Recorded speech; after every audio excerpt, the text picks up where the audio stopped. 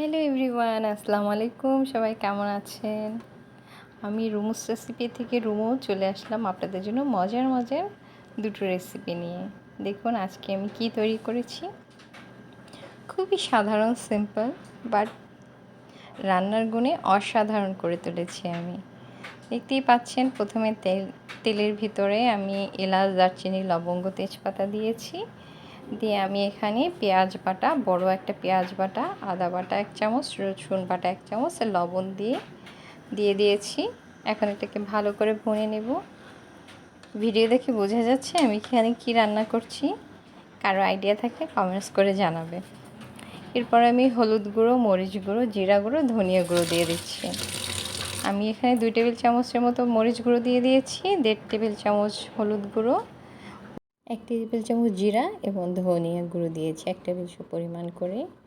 আমাদের মাংস রান্না করতে আসলে সবাই একই রকম মশলা ইউজ করি, হয়তো বা কারো কম বেশি, কেউ একটু ঝাল বেশি খেতে পছন্দ করে, কেউ একটু কম। বাট আর আমাদের রান্নার প্রসেসিং, মশলা সেমই কিন্তু থাকে সবার। তারপরে সবাই সবার মতো করে এখানে দেখিয়ে দিচ্ছি, বলে দিচ্ছি, কারণ রান্নার এক একজনের কাছে এক এক রকম ডিফারেন্ট। মশলা যত ভালো কষানো হবে মাংস খেতে কিন্তু তত বেশি মজার হবে, এটা আমরা সবাই জানি। যার জন্য কষানোর উপর ডিপেন্ড করে মাংসের ফ্লেভারটা, স্বাদটা। মাংস কষানো হয়ে গিয়েছে। আমি এখানে একটা মুরগি কেটে রেখেছিলাম, ধুয়ে কেটে পরিষ্কার করে রেখেছিলাম, সেটাকে দিয়ে দিয়েছি। এখন এটাকে খুব ভালো করে মশলার সাথে মিক্স করে নেব। আসলে সবাই মাংস রান্না করতে পারি, তারপরও দেখানোর দরকার হয় না, বাট একটু দেখিয়ে দিচ্ছি আমি আমার মতো করে। আমার মতো তোমরা যদি রান্না করে খেতে চাও, আমার ফ্লেভারটা তোমরা পেতে চাইলে ঠিক এরকম করে ধৈর্য ধরে রান্না করবে। দেখো মাংস কিন্তু ভালো করে ভুনা হচ্ছে। যে দেখো বারবার নেড়ে দিতে হবে, পানিটা যখন শুকিয়ে আসবে মাংসের তখন বোঝা হবে খুব ভালো কষানো হয়েছে মাংসটা। রান্না হচ্ছে একটা আর্ট। এই আর্টটাকে তোমরা কীভাবে প্রেজেন্ট করবে এটা সম্পূর্ণ তোমার নিজের উপর ডিপেন্ড করে। সবাই রাঁধুনি, কিন্তু কারোটা একটু বেশি ভালো, সবারটাই ভালো, কারোটা একটু বেশি ভালো। এই যে দেখো কষানোটা বেশ সুন্দর করে হয়েছে।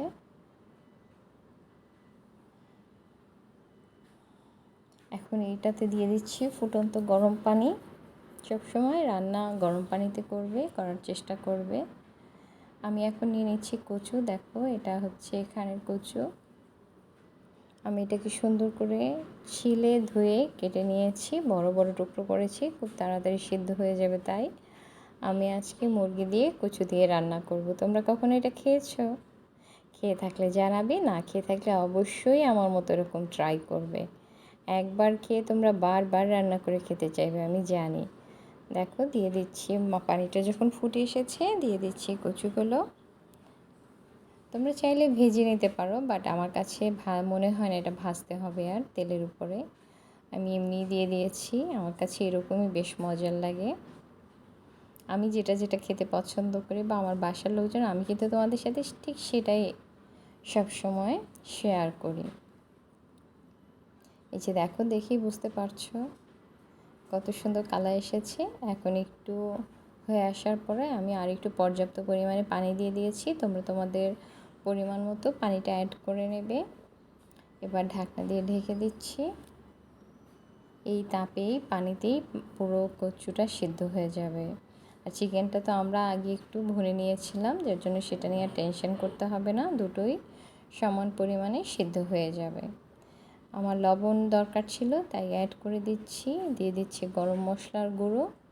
দেখো কচুটা কিন্তু সিদ্ধ হয়ে গিয়েছে। দিয়ে দিচ্ছি 4-5টা কাঁচামরিচ। এই যে দেখো কতটা সুন্দর লাগছে দেখতে। তোমরা আমার ভিডিও দেখতে দেখতে যারা এত দূর এসেছো, একটা লাইক দিতে ভুলে গিয়েছো, প্লিজ একটা লাইক দিয়ে দেবে। আমি এবার ঢাকনা দিয়ে ঢেকে দিচ্ছি। রান্না কিন্তু অলমোস্ট শেষ হয়ে এসেছে। দেখো কচুটা সিদ্ধ হয়ে গেছে, মাংস সিদ্ধ হয়ে গেছে, দেখতে কতটা সুন্দর আর লোভনীয় লাগছে। সবার কাছে আমার অনুরোধ, পুরো ভিডিওটা ফুল ওয়াচ করবে, টেনে দেখবে না, তো তোমরা স্কিপ করে যাবে আমি কখন কি ইউজ করেছি। আমি দিয়ে দিচ্ছি কারি পাতা, আর এখানে জিরা গুঁড়ো দিয়েছি, হাতে বানানো ঘরের জিরা গুঁড়োটা।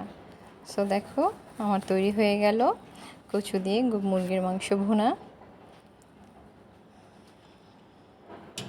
কতটা সুন্দর আর লোভনীয় হয়েছে। তোমরা যারা এখনও আমার চ্যানেলটাকে সাবস্ক্রাইব করোনি, প্লিজ সাবস্ক্রাইব করে আমার পাশে থাকবে।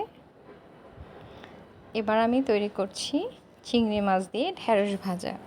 এরকম ঢ্যাঁড়স ভাজা করলে তোমার আর খেতে কিছুই লাগবে না। আমি প্রথমে একটা পেঁয়াজ, কয়েক টুকরো রসুন, কয়েক টুকরো আদা আর কাঁচামরিচ একটা প্যানে দিয়ে ব্লেন্ডারে দিয়ে ব্লেন্ড করে নিচ্ছি। দিয়ে দিচ্ছি টমেটো, ব্যাস। এবার আমরা এটাকে পুরো ব্লেন্ড করে পেস্ট করে নেব। দিয়ে দিচ্ছি প্যানে তেল, দিয়ে দিচ্ছি এর মধ্যে দিয়ে দিচ্ছি আমি সুন্দর করে পরিষ্কার করে ধুয়ে কেটে রেখেছি চিংড়ি মাছ। চিংড়ি মাছটাকে প্যানে দিয়ে দিচ্ছি তেলের সাথে। তেলটা গরম হয়ে আসার সাথে সাথে আমি মাছগুলোকে দিয়ে দিচ্ছি। আমি কিন্তু মাছটা আগে ধুয়ে রাখিনি, সরি মশলা লাগিয়ে রাখিনি, এখানে এমনি তেলের উপর দিয়ে ভেজে নিচ্ছি।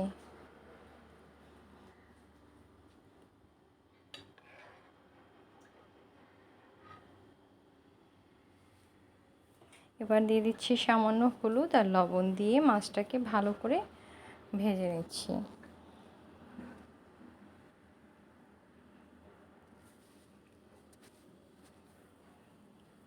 এই ঢ্যাঁড়স ভাজাটা তোমরা একবার বানিয়ে খাবে, দেখবার বারবার তোমরা এরকম করেই রান্না করবে। এত সহজ আর এত সুস্বাদু হয় খেতে ঢ্যাঁড়স ভাজাটা, কি বলবো। যে দেখো মাছটা ভাজা হয়েছে, এক সাইডে করে আমি এখন পেস্ট করে রাখা আদা, রসুন, পেঁয়াজ, টমেটো, কাঁচামরিচ সব দিয়ে দিয়েছি। এক সাইড করে এটাকে ভালো করে ভুনে নেব মশলাটাকে। তোমরা চাইলে চিংড়ি মাছটাকে তুলে নিতে পারো, বাট আমি একটু তাড়াতাড়ি করছি তাই আমি আর তুলে নিচ্ছি না, আমি একসাথে রান্না করে ফেলছি। এটা ছিল আমার দুপুরের লাঞ্চ। তো লাঞ্চ যেহেতু ঝটপট করে তৈরি করতে হয়, হাতের সময়ও কম থাকে, এই আর কি। এখন দিয়ে দিচ্ছি হাফ টেবিল চামচ হলুদ গুঁড়ো, 1 টেবিল চামচ মরিচ গুঁড়ো। এখানে কাঁচামরিচও কিন্তু আমরা দিয়েছি, তোমরা ঝাল একটু কম খেতে চাইলে কম করে দেবে। ভালো করে ভুনে নেব মশলাটাকে।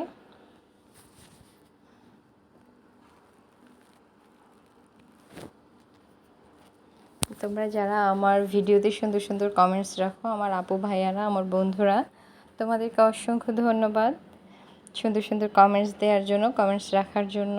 তোমাদের সুন্দর সুন্দর কমেন্টস আমাকে নতুন করে রান্না করতে উৎসাহ জাগায়। মনে হয় তোমাদেরকে ভালো কিছু একটু উপহার দেই, হয়তোবা তোমাদের কাছে ভালো লাগবে। ভালো লেগে থাকলে, তোমাদের মনে জায়গা করে থাকতে পারলে অসংখ্য ধন্যবাদ তোমাদেরকে। তো দেখো চিংড়ি মাছ আর মশলাটা কত সুন্দর ভোনা হয়ে গিয়েছে।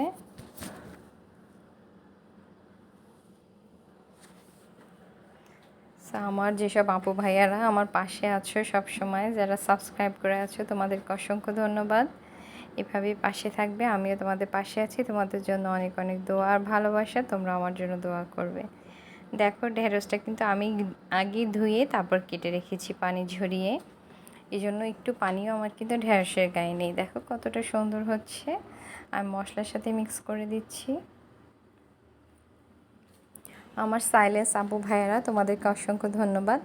যারা চুপি চুপি আমার ভিডিও দেখছো বাট আমাকে কমেন্টস করছো না, তোমাদের জন্য অনেক অনেক ভালোবাসা ও দোয়া রইল।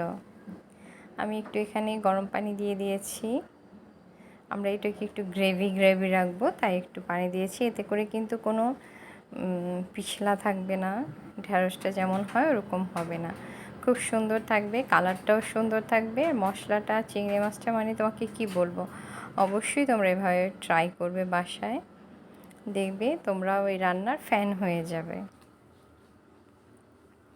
আমি ঢাকনা দিয়ে ঢেকে দিয়েছি, এই যে ঢাকনা তুলে দেখিয়ে দিচ্ছি তোমাদেরকে। দেখো কালারটা কিন্তু একটুও চেঞ্জ হয়নি, সুন্দর গ্রিন কালারে আছে। এটা গ্রিন কালারের জন্য দেখতে আরও সুন্দর লাগছে, কি সুন্দর কালারফুল লাগছে চিংড়ি মাছটা একটু অরেঞ্জ অরেঞ্জ কালার আর এটা গ্রিন কালার। দেখো কালার কম্বিনেশান। রান্নার খাবারের কালার যদি সুন্দর থাকে সবাই কিন্তু খেতে ভীষণ পছন্দ করে, বিশেষ করে আমি। কালার ঠিক থাকতে হবে। এই যে দেখো, এখন দিয়ে দিচ্ছি লবণ, দিয়ে দিচ্ছি জিরা গুঁড়ো আর ধনিয়া গুঁড়ো সামান্য পরিমাণে, 1/2 টিস্পুন করে দিয়েছি, বেশি দেইনি। ঢ্যাঁড়স রান্নাতে কখনোই বেশি মশলার দরকার হয় না। তোমরা এভাবে ঢ্যাঁড়স ভাজি বা রান্না করলে তোমরা রুটি, পরোটা, সাদা ভাতের সাথে খেতে পারবে।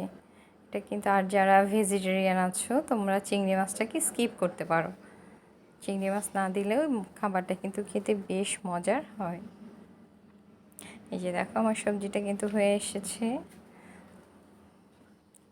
দেখো আমার সবজি হয়ে এসেছে, কালার কিন্তু একটু চেঞ্জ হয়নি, এতটুকুনো চেঞ্জ হয়নি।